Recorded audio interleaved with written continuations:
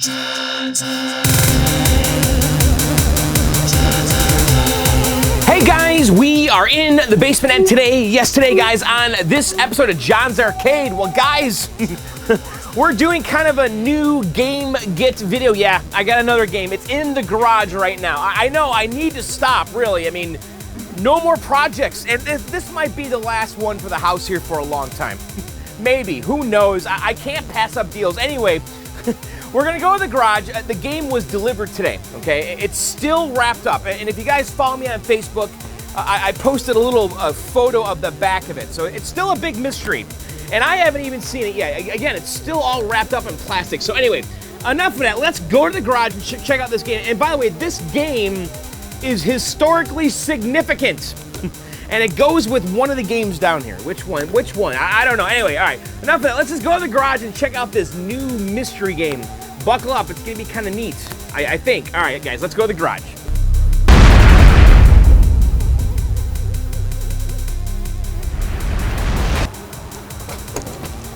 All right, guys. We are back in the garage. And yeah, it's a little cleaner in here. But anyway, today, we're going to talk about this. What is it? It's my new mystery game. It has arrived today, and I'm excited to unwrap this thing. I truly am. And you know what? This is a pretty cool, historically significant game, okay? There's a lot of history in this game right here. Some of it's a little mysterious, and we're going to discuss that. And also, this game right here kind of goes with another game in the basement, all right? So I guess, why don't we just unwrap this thing and see what's going on. Now, I have a little blanket over here. I think we'll start from the back. All right, let's remove the blanket. Are you guys ready for this? Here we go. What is it? So what is it? Now, we're going to take our time here. I want to enjoy this, okay? This was shipped NAVL, okay? Delivered today. Here's a serial number right here. And by the way, I don't know if you guys are seeing that right there. Do you see this? So let's unwrap this. I gotta tell you, it's a lot smaller than I thought it was gonna be. It really is. It's kind of cute and cool, okay? Now, I bought this thing. I've never seen one of these in person, okay? I know about the history, and I've learned a little bit more about the history the last few weeks here, just reading like a fool. And we're gonna go over some of the stuff I learned here, but I think this thing is super cool, guys, and I think it's gonna be really awesome in the basement. So let me get a knife here. Have you guys figured out what it is yet? All right, let me get something to cut that with. All right, I grabbed an X-Acto blade here, so let's go ahead and just cut this plastic off. I'm having a little bit of deja vu right now. Maybe you guys are too. All right. Let me go up front here. Let's get all the plastic off. Should I have done this as a live unboxing? All right. All right, there it is. What do you guys think? All right, you ready for this? Okay. All right, here we go. Now, it's very light because it's not wood.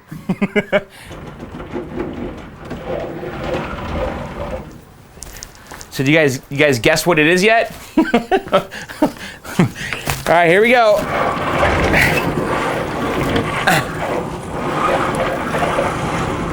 What do you think?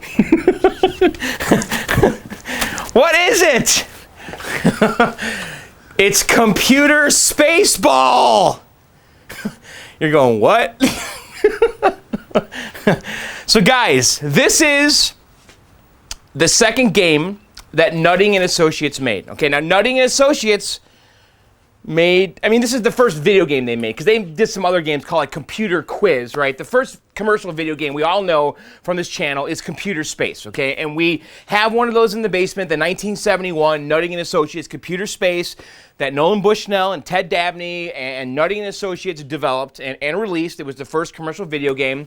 And then Nolan and Ted Dabney started Atari, okay? And then they released the second commercial video game called Pong, okay? That came out, I'm going to try to remember as the best I can and hopefully not screw these facts up, but Pong came out in November of 1972, okay? It was an instant hit, an instant smash hit, right? And then all these companies started scrambling to make Pong clones, okay? This right here is the first Pong clone. But what's important about this game is that it came out also in 1972, right? According to, and we'll read something here in a second. There's been some debate about when this game came out. It's people going back and forth, 72, 73, 72, 73. But there's been accounts of people saying that this game came out in 72, a month or two after Atari's Pong. Now, how did they clone Atari's Pong so quickly? I theorize that Nolan Bushnell was involved in this. I think that Nutting and Associates was Nolan's old boss, and maybe he licensed the Pong idea or the software or the circuit to them, and then they came out with this because Nutting had a farther reach. It was more established than Atari. I think it's very plausible that Nolan licensed this to Nutting and Associates, and this thing came out within a month or two of the original Pong. So what do you guys think? We're going to open this up. We're going to check it out.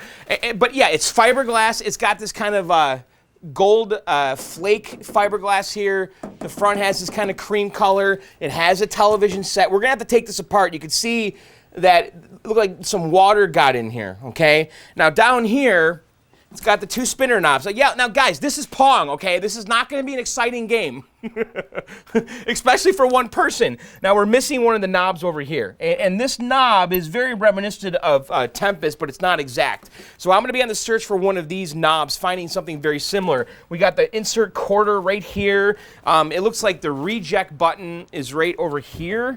Yep, it is, and it's a little rusted, and we need to oil that. But looking at the cabinet in general, it's in pretty good shape.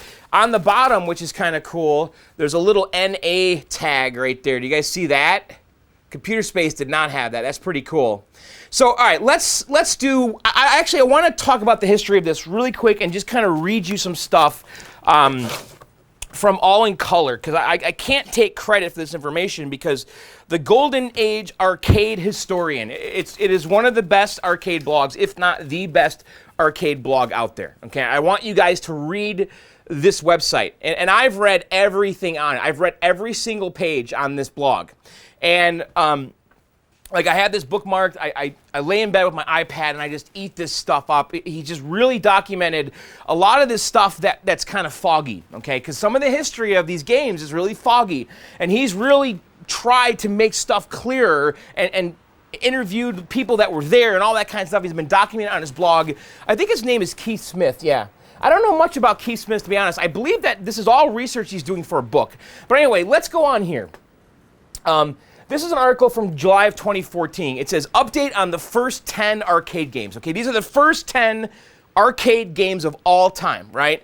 And as we all know, Computer Space is number one. But anyway, going on, recently I did a post on the first 10 arcade games. While doing some research on Nutting, I came across some info that led me to make a significant revision to my list. It is far from certain, but there is evidence that the first Pong clone may have actually been Nutty's Computer Spaceball and not Allied Leisure's Paddleball. I have seen Computer Spaceball listed with a 1972 release date before, but that seemed clearly impossible to me given that Pong was released in November of 72. Right, so how did they release this so quick? I figured that the date was erroneous, as other Nutting dates are, and that Computer Spaceball had come out in 73, but was unsure exactly when. The earliest reference I found was an article in the June 73 issue of Cashbox, mentioning that the game was still going great guns. While this likely indicated the game had been out for at least a month or two, and possibly longer, still, I wasn't sure exactly when it appeared. And here's like the original flyer for it. This is cool stuff, right? I mean, this is history, guys.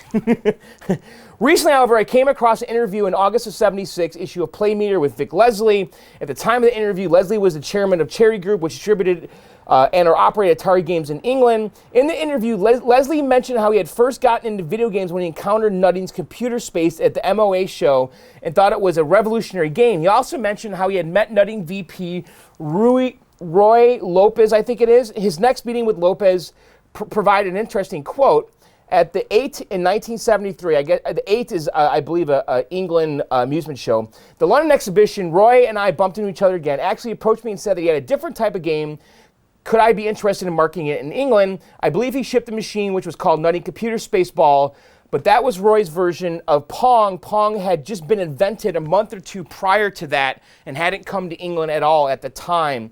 So the 8 was usually, as far as he knows, held in January. This fits in with Leslie's claim that Pong had been invented a month or two prior to this game. If Leslie's dates and recollections are correct, as they seem to be, and the 8 was in January, as usual, this would indicate that Computer Spaceball appeared very early indeed. It is unclear if the game had already been released in the US at the time of the 8, but if it had, then it was surely the first of the Pong clones. He goes on here saying he needs more solid information to pin this down, but he's highly doubtful any will appear. And if the game was out in January, I wonder how Nutting built it so quickly. This is the part that I like thinking about, okay? As far as I know, they didn't license the game from Atari. Would Atari have licensed it that early anyway? I think that Steve Bristow had already left Nutting by that point, from what I remember. He left in the fall of '72 to go back to college. By the way, Leslie's opinion of Computer Space is also worth noting. This is just some guy's anecdotal opinion about Computer Space. I was pretty bowled over by a machine there called Nutting's Computer Space. I thought it was the most fabulous game I've ever played. I couldn't turn myself away, blah, blah, blah. Another note, last time I mentioned the Larry Rosenthal talk, blah, blah, blah. So anyway, this is kind of like a follow-up to his original article that kind of puts some doubt into what the first 10 games actually were. But here's his original list of what he believed were the first 10 games that he's now revised and put this ahead of the other ones. But still, it's a little cloudy, but it seems very likely considering the relationship that Nutting had with Nolan and Atari.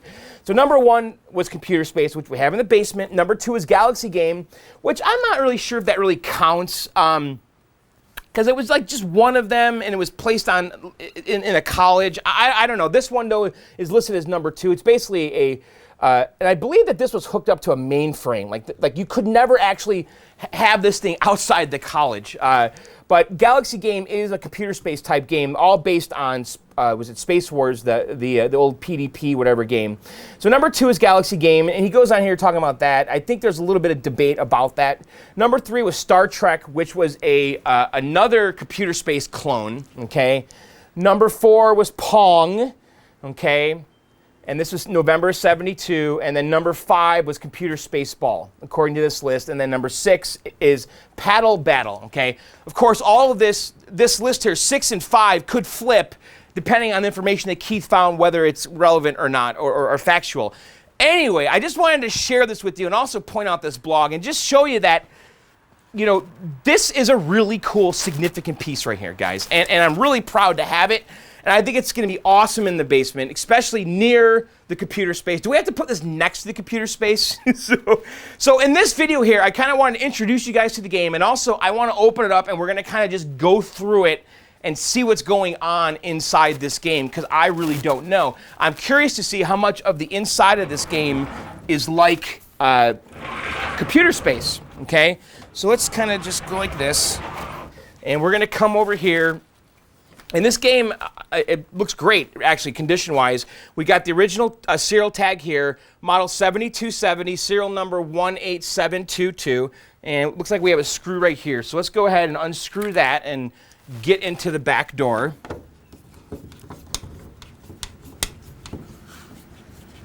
This almost looks like the same back door. Now, was Computer Space's back door this small?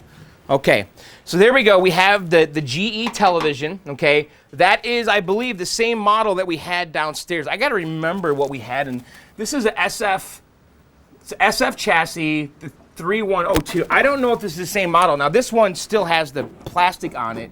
I'm not going to open this right now. I'm assuming that there's tubes in there, okay? Now, if you look inside, it has the same paint can coin mech. That's pretty awesome. There's a coin counter right here. Now I'm seeing all this for the first time with you guys. Whatever we find is going to be a surprise. This thing has 12,715 plays on the coin meter. 12,715 plays. So let's do this little game where we divide it in half, so we get about 6,000, and then divide that in half, we get 3,000. So this thing made $3,000, is that right? That's probably pretty good. I wonder what this thing cost back in the day. There's a little tag right here for the TV adjustment. Caution to servicemen, do not remove ground pins from this machine's power cord. Use caution when servicing. Use AC voltmeter to ensure that 115 volts AC does not exist between machine ground and test equipment ground. And then right here is a TV control. It says the controls are on the front. It's telling us there. And then in the back here, we have vertical hold, horizontal hold, vertical size. And then inside the cabinet, which I can't see, so they didn't mount the board, by the way, on the inside of the back door. Computer Space, they did that. So on this game, everything's in here, okay? So here's the power supply. Now that is the exact same power supply that we had in Computer Space, the OLV15-5. And then here's the board, okay? And maybe I'll pull the board out and we'll take a peek at it. And then also on the bottom of the cabinet is an old-timey clothespin. And I don't know if that's a bulb or something down there. You guys see that? What else is down here? Anything interesting? Let me pull the board out. Let's just take a peek at the board. It's very small and simplistic. So I'm going to pull the board out. And it's just a single edge connector here. So I'm going to carefully undo the edge connector. Okay, and let's take a peek at the board. So I'm going to put it on the table over here. Boy, this board is really small. So let's take a look here. So it's all TTL. There's no CPU, okay? It's all transistor to transistor logic. It says Spaceball right here on the board. It's got some cobwebs on it. There are some pots here.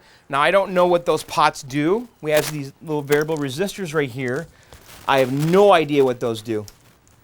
But the board is really small. I'm actually shocked at how small it is. And if we look on the back, it's very clean though. I'm assuming that this was some kind of a factory mod here with this capacitor and this resistor. It looks very good though. There's some kind of a screen printing right here. This could be the fabricator. Does it say D-O-N or Dan? What does that say? Or if you flip it this way, is it UAP? So I don't know what that means. I'm guessing that's the fabricator of the board. Really cool. All right, so let's put the board back in. I just realized something. The board goes with the part side out. Oh, God. I need to go review my video. I don't want to put the edge connector on backwards. I'm pretty sure I pulled it out this way with this facing me when I pulled it out, but I'm actually going to review the video. I don't want to screw this up. Hang on. Okay, I looked at the video. The part side faces out towards the front of the game. Okay, so let me put this back in here and then put the edge connector back on. I have to just carefully do this. Oh, I see that the cord for the TV is disconnected, so we're going to have to plug that in. Boy, this thing smells like an old man's apartment. Don't ask me how I know. All right, here we go. Let me slide that board in here. Oh, actually, there's something on the bottom of the cavity where the... let's take a look in there. There's something on the bottom of where the PCB goes. Is that paper work? What is that? Okay, we got to get that out of there. Do you guys see that down there? All right, I'm going to grab that. Maybe that's like a manual. Oh, my God, that'd be so amazing if it was literature. This is like a time capsule, man. So I guess the guy that got this game, he bought out some old man's storage thing or something, and this was in there. So what is this? Oh, God. This is giving me the creeps. This is lame. This is wax paper. Is there anything else on the bottom there? No, there's not. All right, so let's put the PCB back in. So I'm going to go ahead and just slide this thing in there and then make my connection again with the edge connector. All right. And by the way, the TV and everything's supposed to work. I just don't know to what degree. All right, so let me make the edge connector connection. Ow. All right, let's double check my work. All right, let's kind of go in here, just take a peek at everything. All right, that looks good. So we're gonna have to get the power cord and then the cord for the television. We should probably look in here too. Like, what's in this? Is there anything in here?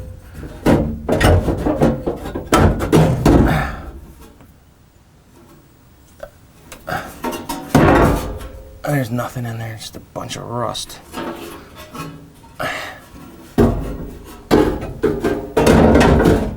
Okay. All right, so let me grab the power cords. We're gonna have to plug one into the television and then one is for the power supply. I wonder if I should get my multimeter and we could check the voltages just to make sure everything's kosher. All right, I'm gonna come in here. God. Ow. Ow, ow, ow, ow. Ow! Oh, I got pulled a muscle. That hurt. Hang on. Ah! That was awkward. All right, let me get back in there. Ah, that actually really hurt. Hang on. All right, we got the cords. All right, so let's just take a look at this power cord, man. It's a little ratty. I gotta tell you, it's pretty fun having these old games, man. There's just something about them. So this cord, is this supposed to go out the back? It's really weird how it wraps around. So we're missing the ground prong on it. It seems like the wires are hung up down below. Oh, interesting. The TV power. I think this wire is hung up on something. Yeah, it is. All right. Okay. So the cord's supposed to come out this hole right here. Right there. And then they tap the TV power into where the power supply is. I really want to take this off. Let's not do that right now. But we got to get the power. Okay, so the power for the TV is plugged in right here, okay? And then here's the power cord for the game. All right, so you know what? We're just going to go for it. I think this cord should be replaced. And it does look like just the rubber sheathing and the wires themselves are okay. I'm not actually seeing any naked copper in there. But let's plug the game in, and then maybe we'll replace the cord in a different video. We're not going to do that today. So I'm going to turn the game. Game is super light, guys. It's kind of cool. I love the size of it. I really do. Now, again, let me remind you guys. This is Pong, okay? We're not going to be seeing Dragon's Lair graphics here. All right, you ready? All right, it's plugged in. Okay, what's that noise? Is there a fan in here? Is that the TV? I think that's the TV humming. All right, the game's on. Let's see what happens. See if we can get out of the glare. All right, there we go. All right, we don't have sync. Oh boy.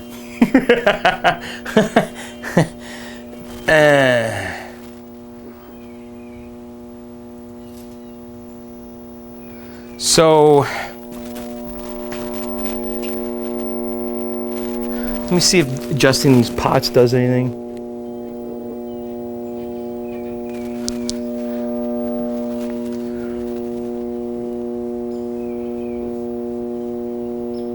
Oh boy, this is another adventure we're gonna be on, isn't it? I'm looking at the TV in the back here. Boy, why is that thing humming? Let me see if we can coin it up. All right, I just hit the switch. So these are just spinning here. So I don't really know what we're doing right now. I wonder if this is supposed to light up right here, this computer spaceball thing.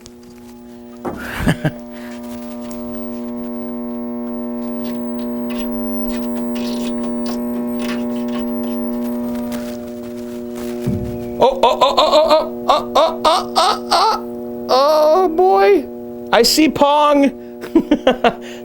I see a 0.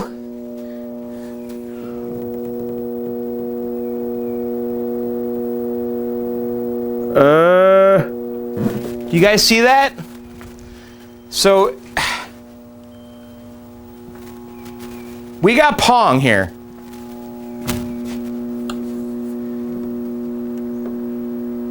But it's out of sync horribly. So in the front, let's see, in the back here is horizontal hold, vertical size, vertical hold, vertical linearity. And I need TV adjustment tools. So I don't know. Looks like at this pot, huh?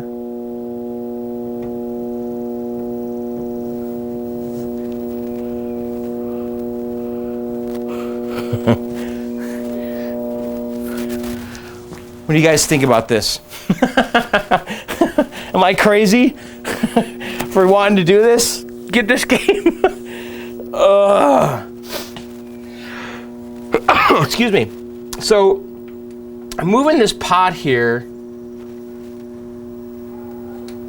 trying to see if I'm making the paddle move at all. I wonder if I need to get my TV adjustment tools. That sound there. Oh, here's one right here. I'm just gonna start turning pots.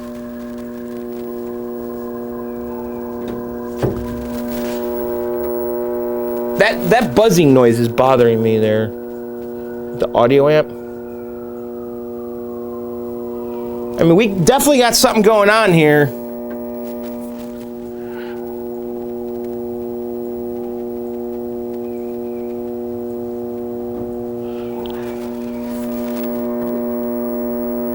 So I think that I'm gonna order I'm assuming there's tubes in here. Yeah, this is a tube TV. I can see them glowing to the back. I'm guessing this is the same TV that we had in Computer Space. And I should probably order a new tube set for it. Boy, it sure does seem like we're kind of close to this, getting this thing tuned in, right? It's this pot right here that's really... That's the horizontal hold. Let me just double check the connections here. The video signal. Oh, is it looking better? So basically what I'm doing is there's 3 wires that go to like the antenna tabs, and I guess the tuner's bypassed, I'm sure, just like Computer Space.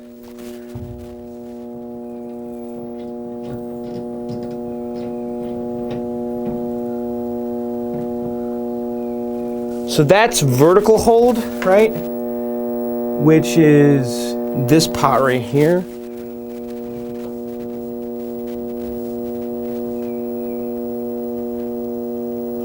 Isn't that what's going on right here?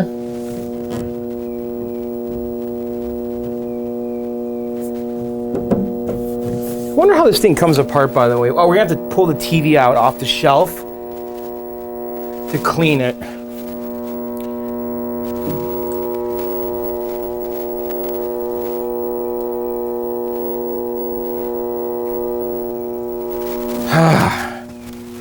I don't know what to do right now. What I really should do is pull the TV out.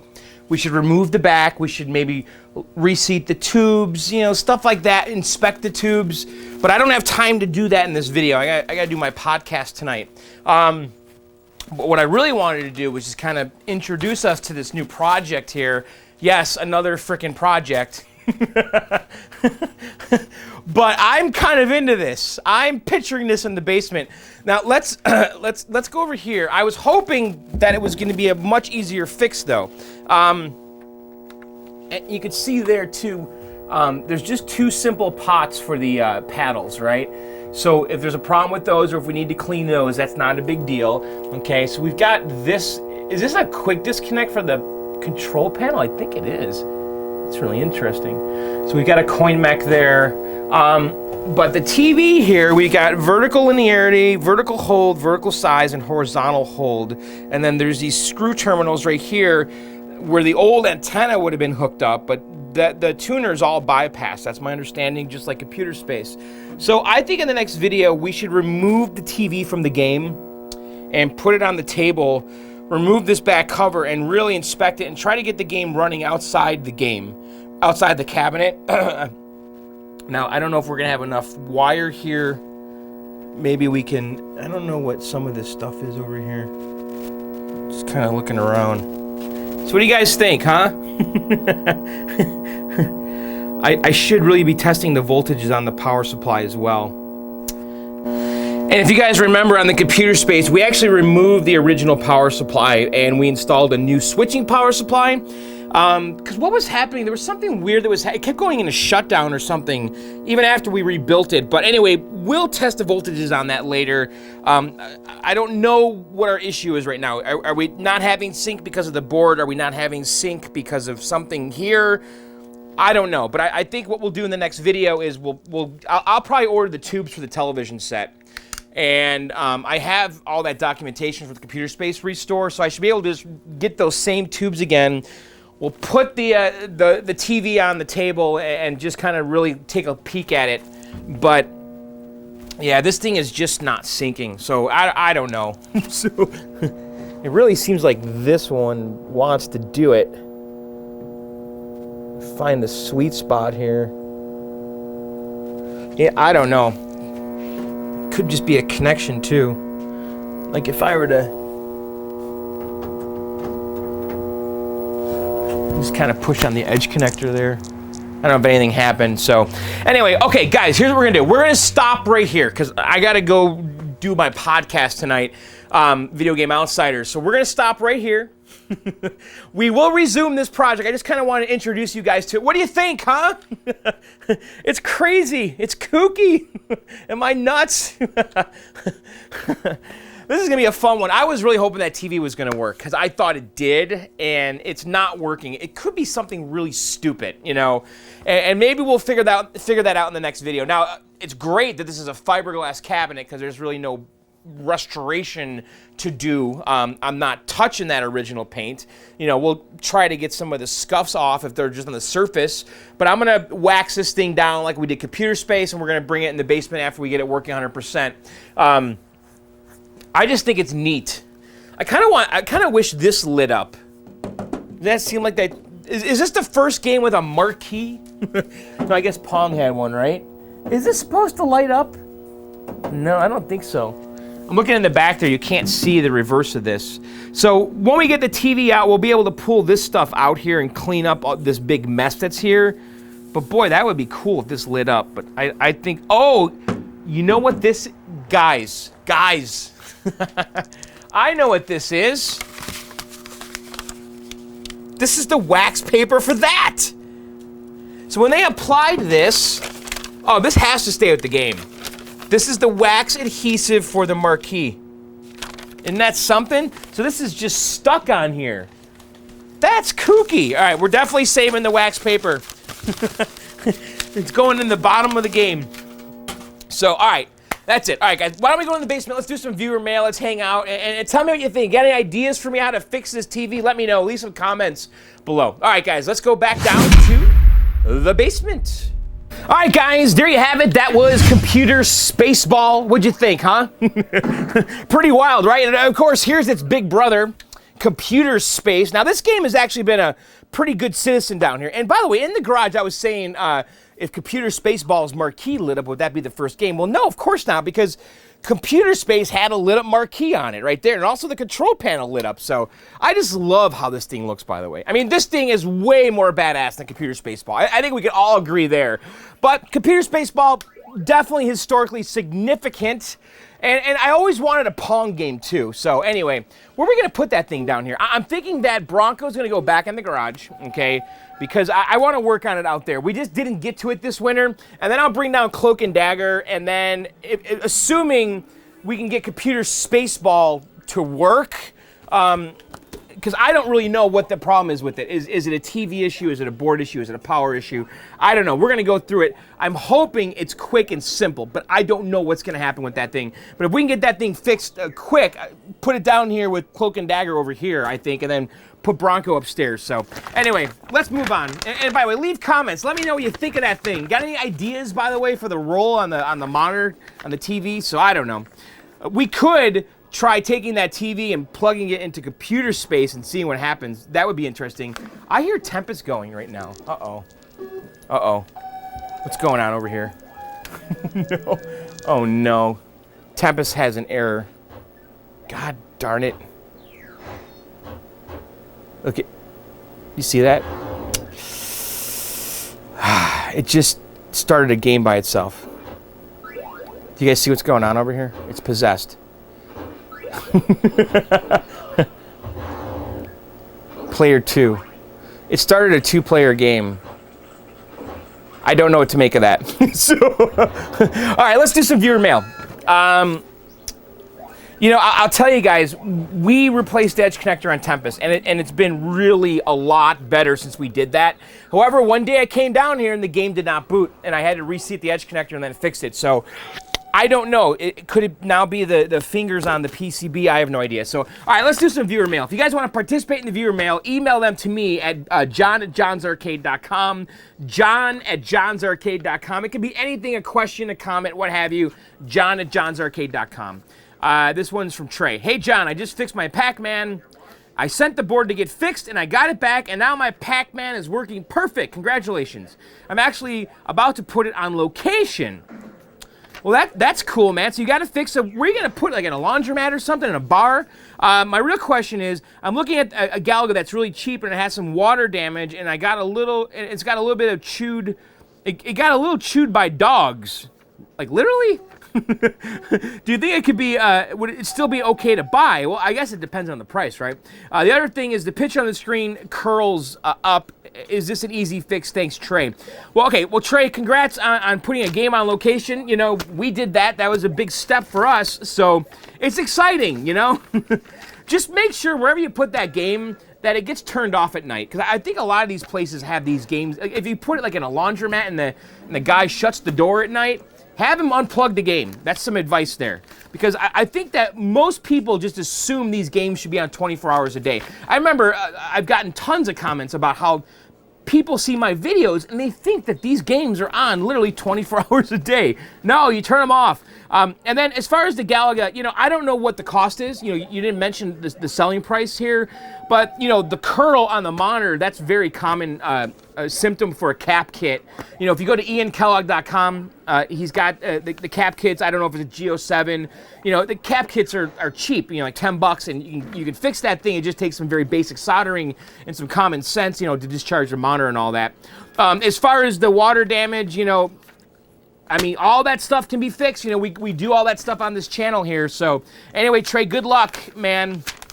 You know, Galaga, again, is a common game, though. So don't pay too much for one that's so far gone. You know, it's probably not worth it to do that.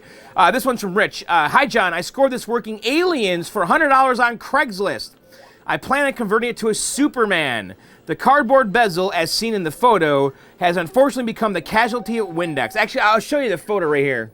Tell, is that a generic cabinet? I'm usually pretty good at identifying cabinets, and that cabinet looks a very generic to me. So I don't know if that's just a generic JAMA-style cabinet. And you said that the cardboard bezel was on the outside? Somebody cleaned the screen without removing the cardboard. Oh, I see. Those darn part-time mini golf employees always looking at their phones. Anyway, I thought I'd ask you for tips on painting this cardboard. Is it okay to rattle can this thing? It's right next to the monitor. Not sure if the heat could be an issue. Yeah, you know, I've spray painted cardboard bezels before. Yeah, you could do it. You could totally do it. I mean, when I did it, I used Rust-Oleum. God, what is the paint that I use? Wow, we haven't been in the garage in a while. I used that Rust-Oleum satin black paint, and boy, what is it called? It's a paint and primer in one. But that's the one I use. I think any black, just get like a satin black spray paint. Make sure it really dries, you know, but it's not going to be any more flammable, as far as I know, than just standard paper. I mean, the thing's paper, right? But I've done that before. Just spray the outside of it, you know, don't spray the inside. You know, it's just static electricity at that point, right? So spray the outside of it, take it out of the game, put it in the grass, spray the outside, and then put it back in. Make sure it just thoroughly dries. I see no problem with that. Could you possibly recommend a brand or a product? Yeah, I like I said, I use Rust-Oleum paint and primer in one, satin black. I realize I keep bothering you with questions. No, I don't think so, Rich. However, it's your fault I keep finding these deals. When I started watching your channel a year ago, I was arcadeless, and now I have 8 arcade games. In addition, I bought a non-working pole position for $120, actually $119.50. He found 2 quarters in the bottom of the cabinet when I got it home. I've replaced the big blues. I'm reading 120 volts going to the monitor. Both PC boards have lit LEDs. The marquee lights up. The coin door lights are lit, but no neck glow. No monitor and no game sounds. All fuses test good. I tried turning up the brightness on the monitor, but no signs of life. Any ideas of what to try? Thanks for all you do, and keep rocking the basement, Rich. So, Rich, this pole position, dude, you got to systematically go through each thing one by one by one by one, okay? So if the monitor doesn't have neck glow, that monitor's not on. You have no high voltage, okay? So it sounds like to me you could have a couple of issues here, right? So you said that the monitor's getting voltages, but there's no neck glow. I mean, is there like static electricity, like when you touch the tube, you know? Do you have any like HV? But if you turn all the lights off and you look at that tube and it's dark, dark, dark, then it's in some kind of a shutdown mode. You know, it's an HV shutdown. The flyback's dead. You blew a fuse. Did you test the fuses? All fuses test good.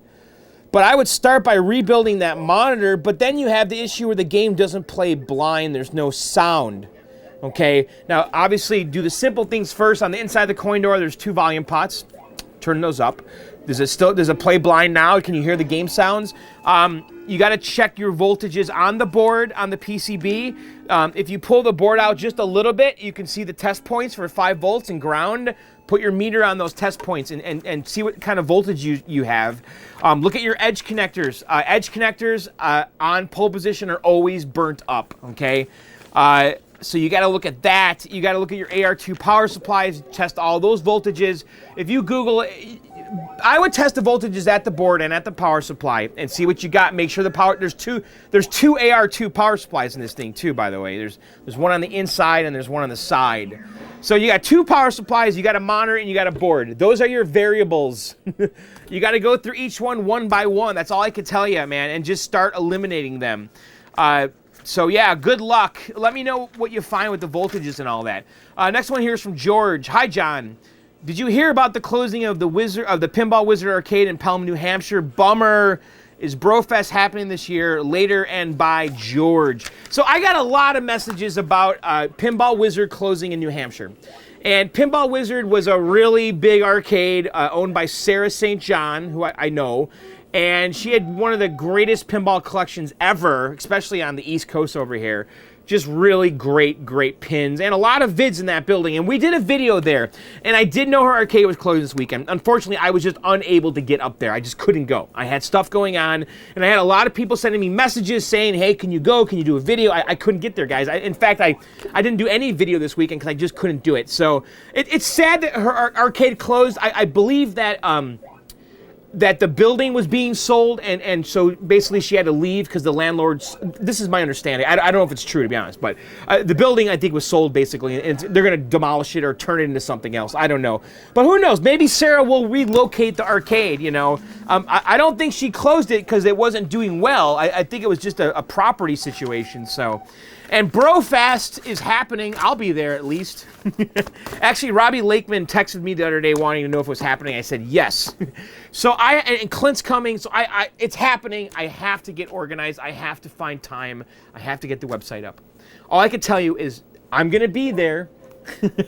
There's going to be a tournament, and it's going to be the weekend after Memorial Day, which is really freaking soon. And I suck for not having that website up. I just don't have time. So this week, I'll try to get signups, but the event has been on Arcade and all that, so it's happening. So just plan on it. So, all right, guys, that's it. I'll see you very soon. Listen to my podcast, Video Game Outsiders, at videogameoutsiders.com. We do that show live every Tuesday on Riotcast at riotcast.com/VGO. We also have an app. If you go to the iTunes Store and also Google Play, search for Video Game Outsiders. You can download our free app, get all of our latest normal podcasts for free, okay, the regular weekly podcasts. And then there's extra content like the John Show with John, you know, which I do talk about arcade stuff on there. That's part of the subscription, $1.99 a month. You also get Michelle's show, and then our extra content, the VGO extra that we do, or Blink Outsiders we do every week. So anyway, all right, guys, that's it. I'll see you very soon, sooner than later, maybe live, by the way. I'm thinking, by the way, if you guys saw me, I did a live stream event on YouTube where we searched for games on Craigslist. I'm going to try to do that most Wednesdays at 9 p.m. Eastern, okay? Now, I probably will attempt to do it again tomorrow, this Wednesday, when you're watching this video. So at 9 p.m. Wednesday, if you go to my YouTube channel, you'll be able to interact with me live as we search through Craigslist and wherever else looking for games. And so we're going to try to do that every week. And who knows, it might evolve into other stuff, okay? It could be every Wednesday we do something live. Maybe one week it's Craigslist, maybe one week it's something else. You guys tell me what the something else is. Maybe we're live streaming and playing a game. I don't know. But we're going to definitely be doing more live events on John's Arcade. That's my plan for the summer. So tell me what you think. So, all right, guys, that's it. Subscribe, like, comment, tell your friends. I'll see you guys very soon. I want to see actually if the Tempest is still working. Because that was really weird. It totally reset. Yeah, see, look at now. I wonder if my power supply is going. I don't know. I should probably check those voltages. All right, guys. I'll see you very soon. Later. And by the way, I got to get another cart for this. I pulled out, was it baseball stars? Yeah, I think I took baseball stars out of here. No, it was Blazing Star. I took Blazing Star out and I put that in the hanger. I got to put another cart in that thing, so. And then, yeah, next video, we really should be working on that journey. Wouldn't you think? Don't you think so? So, all right, guys, I'll see you very soon. Later, and bye.